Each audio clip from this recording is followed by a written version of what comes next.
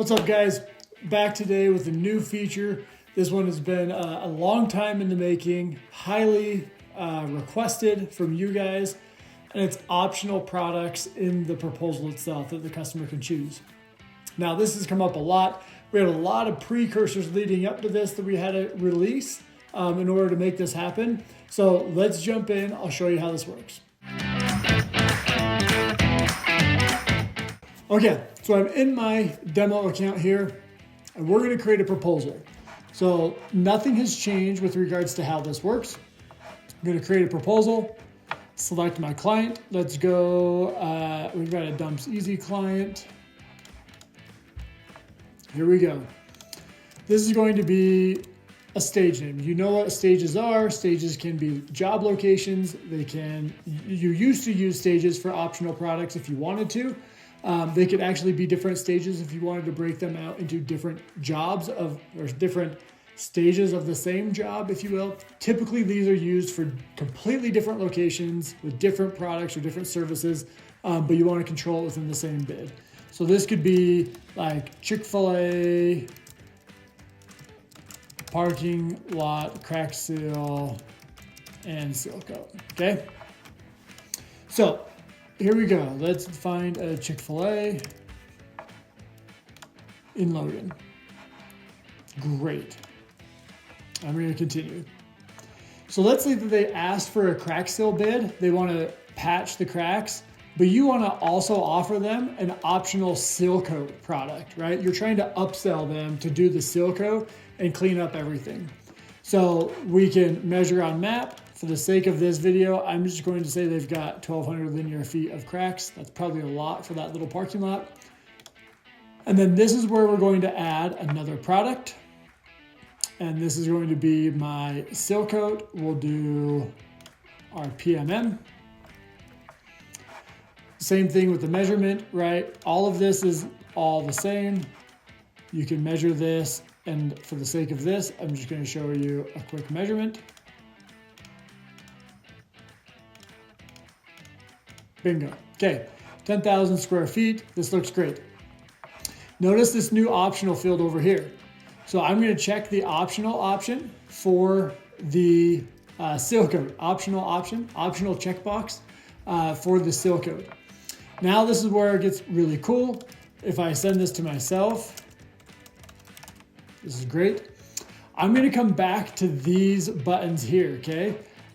You're going to want to make sure these are on, and I'll show you why. So I'll send this to myself. And now let's view what this looks like. This is our branded proposal. This works for any of our proposal types. But now when I scroll down to this summary, crack seal was not optional, so there's no checkbox here. But because seal coating was optional, I can choose to select or unselect. If I went with just the crack seal, my total would be $1,588 plus tax is $1,703. If I went with the seal coat, it would be $4,503 with tax $4,830. Okay, so now your customers can choose whether or not they want these options included in their proposal or not. This is where I'm saying you're going to want those checkboxes added, because if not, these are going to be hidden and they'll just be checking it. These will still change and update, but they just won't see the prices, which is kind of a weird user experience. So let me show what that looks like. If I check these now, send it back to myself. This is great. Now you'll see what I'm saying here. There's no prices here, so it's updating, sure, but I can't really see what the extra spend is. I know it goes from 45 to 15, so I can guess that it's around $3,000. But that's where you're going to want, if you're including optional products in your proposal, you're going to want to show individual pricing so they have an idea of how much they're either going to spend extra or less. Okay? Regardless, I'm going to leave this unchecked. I don't want seal coating. Okay? And I'm going to come down here and sign this. If your customer selects all of the products, then if your customer selects all the products, when they sign the proposal, everything's going to flow exactly as it does today. Nothing changes. It's going to create the job. It's going to create the phases under the job, etc. Everything's hunky-dory. But I'll show you what happens and why there are some precursors to building this out.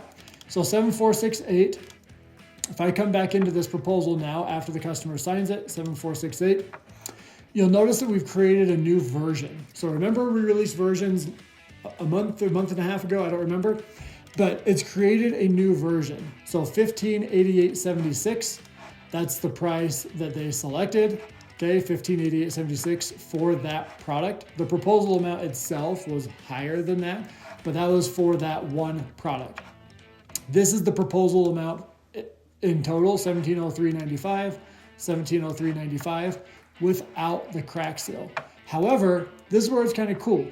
So 7468, the original version, if I go back and look at this, I can see exactly what I bid them. I know I included PMM, my seal coat, for $29.15, but they didn't select that, and therefore this was my total.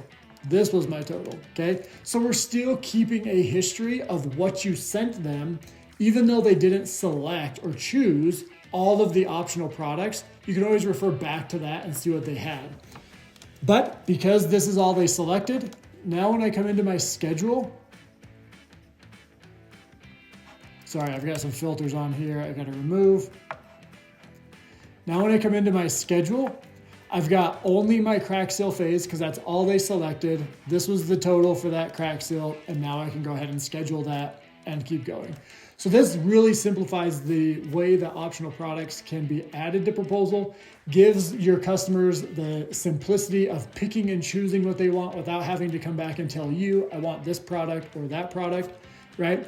And this will really simplify the way that you can do upsells. You can encourage them to do more business. We have some error handling that they have to select at least one product in a proposal to sign it. So there's a lot of variations of this, but hopefully this simplifies the way that you can do upsells and add optional products within your proposal. Reach out if you have any questions. Thank you for being part of Petunia.